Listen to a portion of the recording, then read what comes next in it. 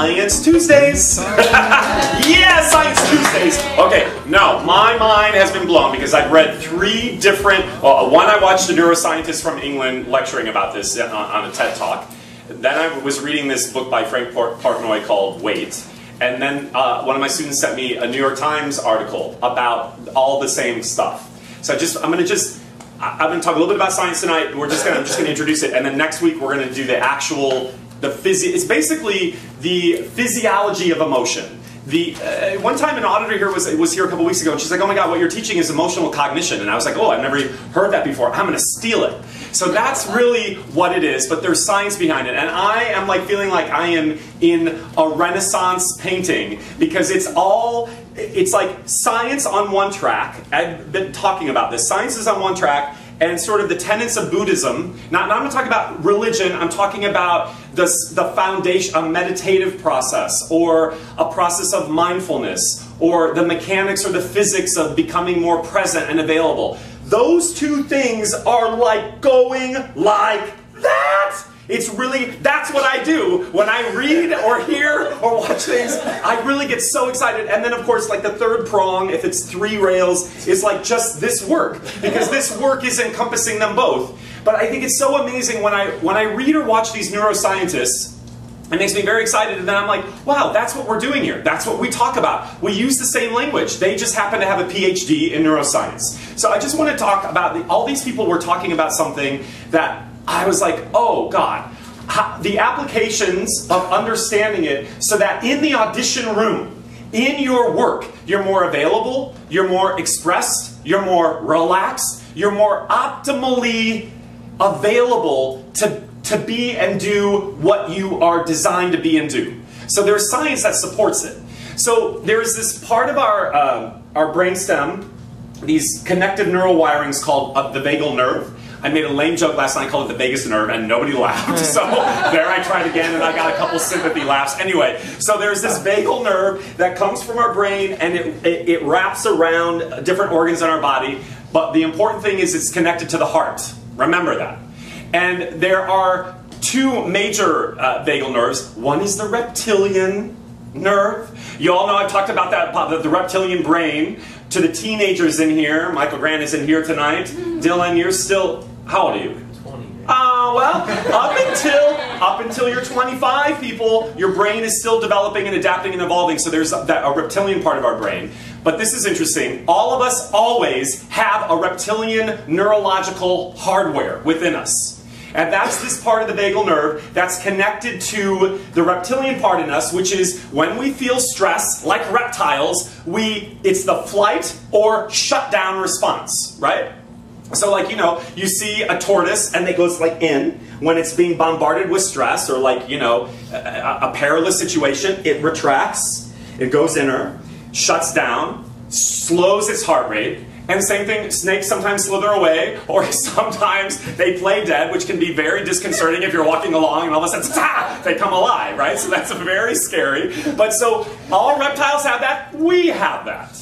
Then we also have the mammalian part, which is the part of us that floods our being with cortisol, which is the stress part that makes you want to like fight the saber-tooth tiger. I can't say it, I'm so excited. Or you go into the audition room and you're going to fight the casting director. Or you go up and you work and you're fighting the feeling. So it's all about understanding the science, the physiology that's creating the neurological connection to the brain that also is connected to thoughts that make you feel a certain way. And it can be corrected. It's what we all do naturally. But I'm going to come back to that in a second. So there is what they call, all these researchers keep using this word called variable heart rate. And that they've shown in their studies that people who have a greater sort of malleability or flexibility in governing and managing their heart rate are more connected, are more available, are more emotionally here.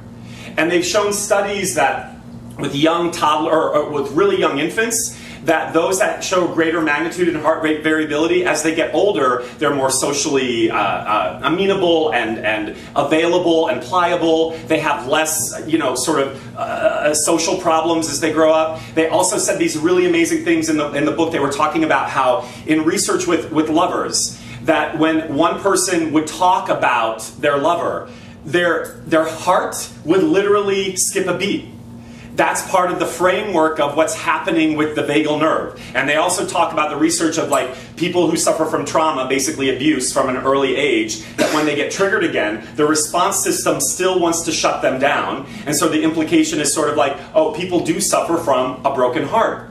So, okay, so what does all this mean? How do we pull it all together? Well, I kind of just said it earlier, which is, you guys, everything that I'm teaching is awareness-based, and I think it's so important. You can create changes in your life and in your work only by awareness, and then the application of what that awareness does to make the change. So it's physiology, but it's also insight and understanding, and the basis is all feeling. Well, it's feeling and thought. So what I'm going to end with right now, and then we're going to come back and I'm going to talk a little bit more about how this one researcher, this neuroscientist, talks about how to access really your optimal self. That is all available to us. And it's something that we're talking about and we're doing all the time, but again, when I just hear neuroscientists really speak it and talk about not only is it possible, but it really leads to the results of what we're looking for in all areas of our life. So everybody, just consciously, see, we're not conscious of it. Just take a breath. That is one of the heart rate variability system, guidance system, if you want to call it, that we have control over. And so we want to become a little bit more mindful of that than the things that we're thinking about up here that stimulate the breath in a way that contributes and creates stress, or cortisol, which is the stress hormone, right? So again, just another breath. So this week, I just want you to be aware of, as you're out in life, I'll end with this because I said this yesterday. I bought a house and I went to the house today and it's like, it looks like they have, I mean, it's a complete, like, what a construction site. Everything has been turned upside down and inside out. I can see the bowels of the basement. That's how scary it is to me. And so I have to remember to just mindfully breathe. So watch this week when you're in situations that create stress, how immediately, the scientist also talks about the heart connection, which is really interesting. He says, if you start to be mindful of the breath, what happens is your consciousness, your awareness moves from this stuff to here. I'm saying it all the time. Moving from left brain stuff in your body. So this week, just be aware of when you're not in your body. And I'm not showing you all the specifics yet, but I will. But this week, just look at how just taking a breath is going to get you more connected to here and now. Okay? When you talk me down, I go down. I go down, I go down when you talk me